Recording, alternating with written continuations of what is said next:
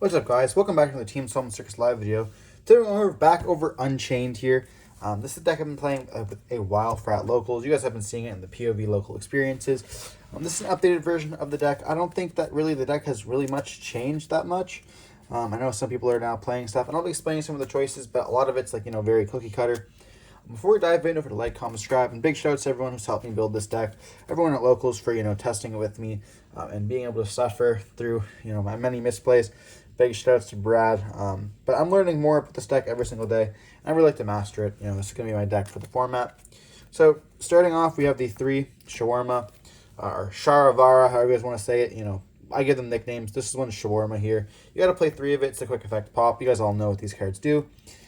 Then, like I always say, the red ones pop from the hand. This one's a Rua, pops during your turn. It's not a quick effect. This one's a quick effect during either player's turn. And then the little twins, whenever they're popped, they get to summon from the deck or the hand. Very important that you know from the hand as well. We're on the 1 Rikea. A very horrible card in normal summon. People who are still playing the triple Rikea, I don't really know what they're doing. If they're playing 2 Rikea, I disagree with that absolutely. I'm actually playing the 1 Sarama here for the last little twin here. I really did like 2. I like 2 because, I always find myself drawing one in my hand. But at the same time, it's really unlogical if I end up playing 2 of them because I see it more in my hand there. Anyways, so we're back down to 1. And then, of course, we're playing the 1 Abomination. Some people cut this. I don't really know why. But I definitely disagree with that. You have to play one of these copies. You can summon stuff from the hand as well during your turn if you pop your own stuff for a little extender. It's also a soul monster, so you're able to go into your actual links with it, which is nice as well. And then, of course, we are playing the Shayama. I hate this card. If there's any builds of this deck that does not require this card, please somebody let me know in the comment section down below, because I truly hate this card. Yes, it's amazing, but I brick with it all the time. At regionals, I saw it 6 out of 8 games. It sucks. And then I am on the Disaster Dog. I always thought this card was in my hand the most, but it's actually been Shayama lately, and I really do like this card. I always wanted, I guess I tried it out from the side a lot. It's crazy going second. It's also insane versus Flu, which we're having a lot of at our locals here. Just being able to link away with some nice stuff is just always good. And I'm a big fan of the card, to be honest. That's it for the Unchained monsters. Moving on to the Honorary Unchained. Everyone's favorite fiend. We are on the 3 tour guides as well as the 1 Rhino. I'm glad people are playing this now. It always should have been played. I know at the start I was like, oh, I definitely don't. But also playing Kaiju at that point, so what do I really know about the deck? But definitely play tour guide. It's like a 1-card combo. It's actually really nice. And we all love this card. And then Phoenix Rhino, being able to dump whatever you need to, feels great. DD Vice King Requiem is the another brick in the deck, because we are on the Gates package, but this is really what you need for the engine now. It's also really easy to side out. And then, we are playing Clear Prosperities. I want to say that this actually card is mandatory in the deck. Being able to dig for your stuff. And then 3 Prisons, as well as the 3 Gates. This is your copies of Traps as well. Being able to search whatever you want. It's crazy. Searching for an Unchained card is absolutely nice. And then also, if you have other copies, being able to set it and pop it just feels incredible. Gates, search for your stuff. Searching for your Vice, and then also having this to be able to get search it off of the Caesar, it just feels so free. It doesn't hurt searching. And then for the other engine, we are playing the 3 Escape and the 2 Chamber. I've seen some lists play 3 and 3. I don't really know how I feel with 9 Traps. Then I've also seen some play 3, 2, and 2 with the Thrust package. And while I like the Thrusts, I am playing Thrust now, which I will explain later. I was huge against it. I really am enjoying, having multiple escapes, and hard drawing it doesn't really feel bad, but I want to be hard drawing escape rather than the chamber. That's it for the engine. Now for the non-engine, this is the optional part of the decks. We are on the 3 Ash Blossom. So my theory behind Ash is, it's the most generic hand trap. It also always feels great to drop, and it never really hurts, if they have the TTT or the Thrust, It does suck, but having to respect a lot of the decks, especially Tier Elements and Flu, as well as Branded and Labyrinth, it just feels so crazy. You always want to be able to stop a big welcome, something like that. Ash is just super generic. But I want to play it, and it always does more than Imperm does. So it's really hard for me to not justify playing it. And then we're actually on the Book of Eclipse now. I was on Book of Moon for the longest time. There's absolutely no reason to play Book of Moon over the Book of Eclipses. So I just chose to play it. I know some people are like cutting down on the books, but I still think it's very good, this format, with the other decks as well. You know, not just being able to hit purely. Hitting it in the mirror is not that bad, and then you can always side it out if you don't like it. It wasn't my side for the longest time, but now it's in my main. And then we are on the thrusts, as well as the one talents in the main deck. I was very much against thrust for the longest time. And like, it's not the greatest, but with Unchained being one of the most powerful decks of the format, you really kind of have to play thrust, which is like kind of unfortunate. Because like if they have a Caesar and you want to like take it, or their rage, you can actually like talents in the mirror match. Like thrust is insane. It also makes your opponent like have to play like differently if they know you're playing thrust. So it's important to note as well.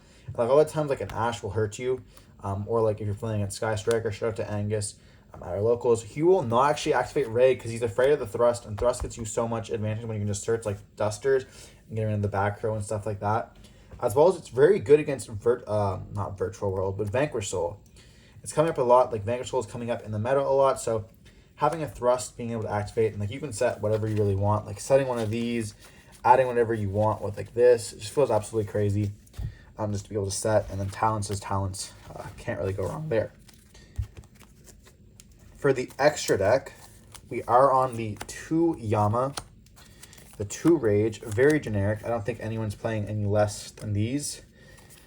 Caches of the format, so now we're playing only 1 Anguish. I think this is absolutely correct. You do not need multiple copies of Anguish. 1 Abomination for the same reason. And then we are on the 1 Muck and the 1 Unicorn, as well as the 1 copy of Griffin. You can't see it because of the glare, so I'll be putting it down here. And then we are also on the 1 Underworld Goddess here for the links.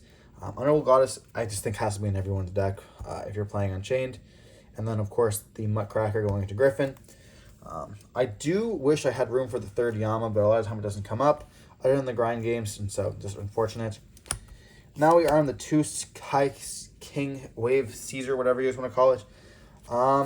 This card I want to say is also a mandatory 2 of. It comes up a lot when you want to have the crackback, where a lot of time they'll out it, and then you just get your search.